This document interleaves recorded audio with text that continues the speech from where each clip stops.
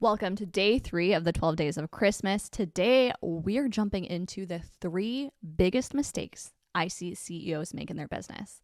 And I'm going to share what not to do so that way you know how to avoid this mishap in your business. It's okay. We have some hope. Welcome to day 3.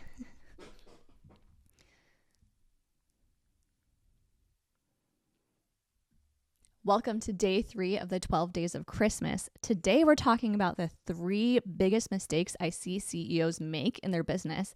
But don't worry, I'll also share what to do instead so you can avoid these for yourself. And full transparency, if you find yourself listening to this and you're like, oh my gosh, I'm currently making all of those, there's hope. Go back to day 1 where we talked about the solution being you. You can make changes immediately to get out of this rut in your business. So let's jump on in.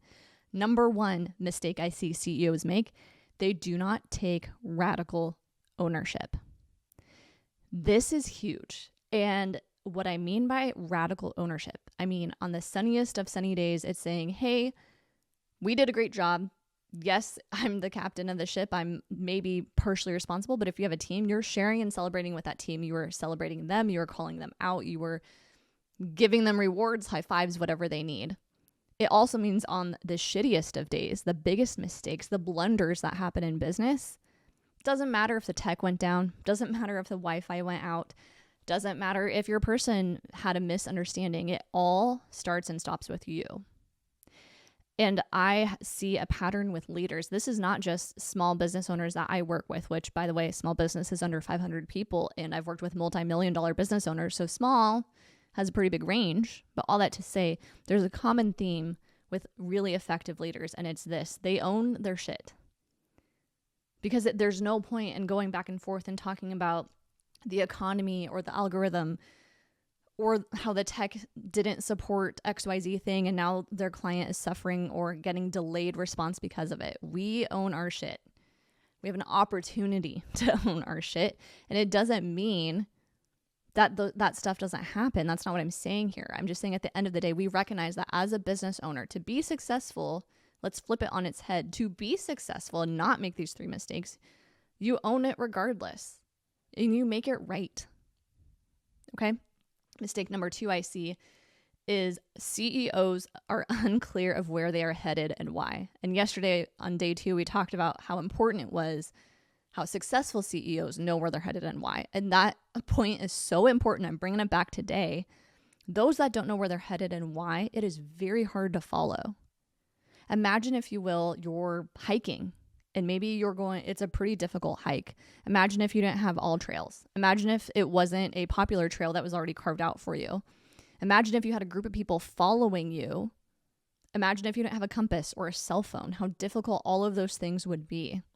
And if you're unclear of where you're headed and why, you lose confidence in yourself, your people lose confidence in you, and that just continues to bring everybody down and can lead to trouble or danger, stress, anxiety. You could get lost, you could get hurt. There's so many reasons why you have to know where you're headed and why.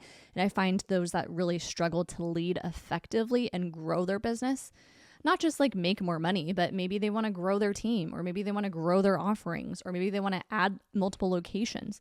In order to take that next step in business, that takes a lot of vision, and you have to be clear on that vision so people can buy in.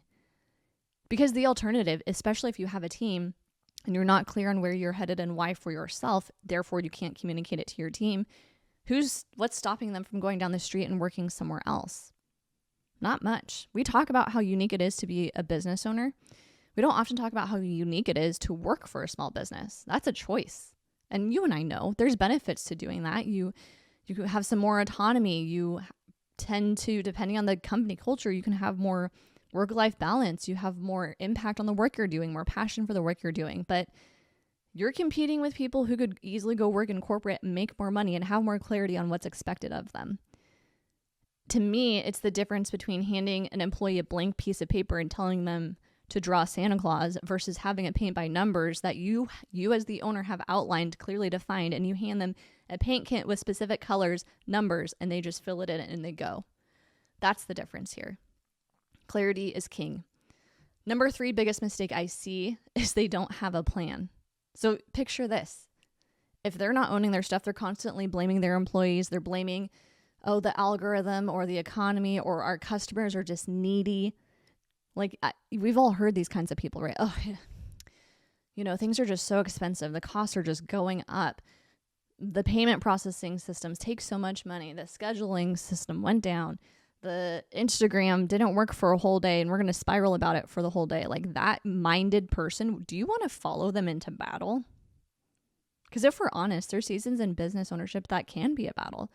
And if you don't have that confidence in them when times are good, imagine having to try to have confidence in them when times are bad. They don't even have it in themselves. So if they don't take that radical ownership, and if they don't know where they're headed and why, then number 3, if they don't have a game plan, forget it. Forget it. Why would you want to work for someone who doesn't have a game plan? And it doesn't have to be set in stone. I talk about this all the time. Plan the year in pencil, execute in pen. Because things happen, business happens, things happen quick in small business, and that's fine. But you need to have some kind of direction, and you need to also be able to reassess when needed, right? So if you are a business owner and you don't have a game plan, how the heck can you expect your team to just fill in those gaps for you? And I would argue that also trickles down to your clients, the community, people following you online. And it doesn't mean it has to be like A to Z, super detailed, whole spreadsheet deal. I'm not talking about that. But if you just know, like, hey, we're focusing on this. And once that gets done, we're focusing on this.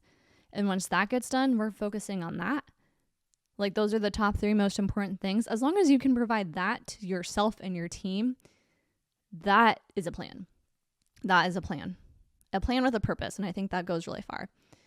So all that to say, these are all the 3 things I see as huge mistakes CEOs make.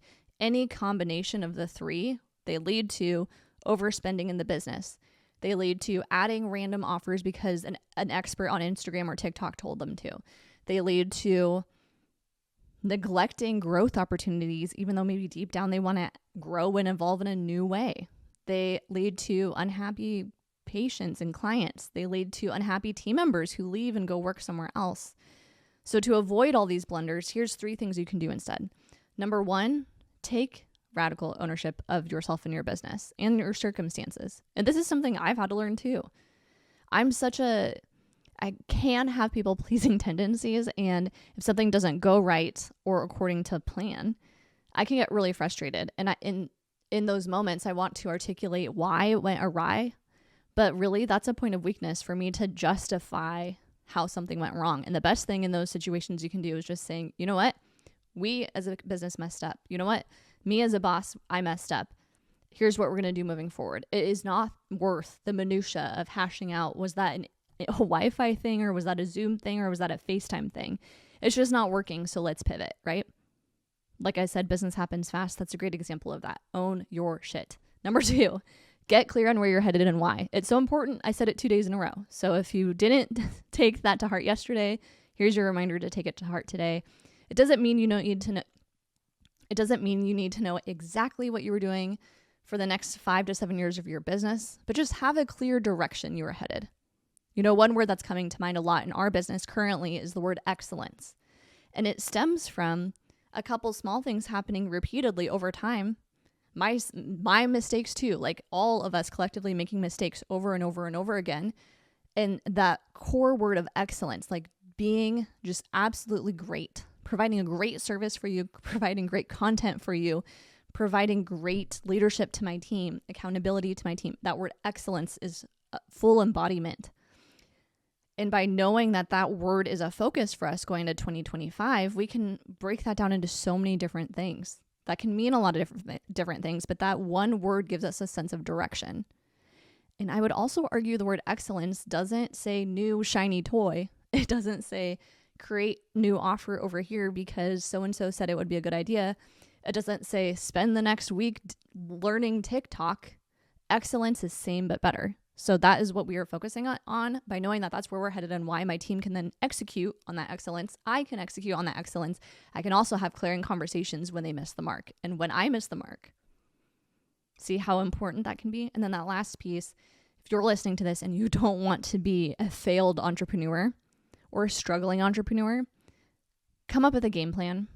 And shameless plug, if you're like, I have no clue how to do that, that is one of my specialties because I realize it can be really difficult and confusing on how to do that. But come up with some sort of plan.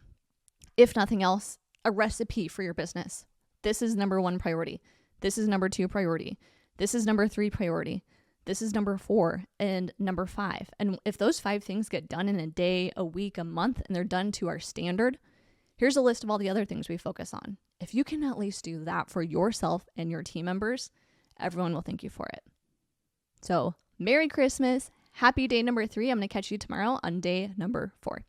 Oh, and before I forget, we're running a contest over here on YouTube. All you have to do to enter is make sure you subscribe to my channel at Kelsey Marie Knutson. Comment on all of these 12 days of Christmas videos on YouTube.